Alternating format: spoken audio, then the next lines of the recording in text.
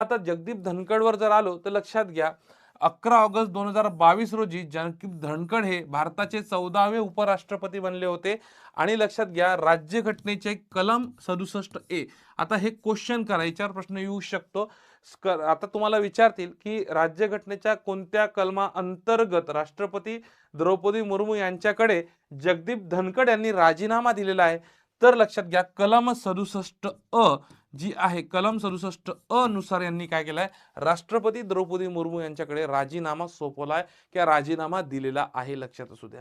मग आतापर्यंत इथं स्टार करून घ्या की आतापर्यंत कोणकोणते असे उपराष्ट्रपती आहे की ज्यांनी पदावर असताना राजीनामा दिलेला आहे. तर पहिले व्यक्ती आहे तुम्हाला दिसते व्ही गिरी आणि दुसरे व्यक्ती आहे आर व्यंकटरमण. हे ह्या दोन व्यक्तींचं नाव तुम्हाला लक्षात असणं गरजेचं आहे.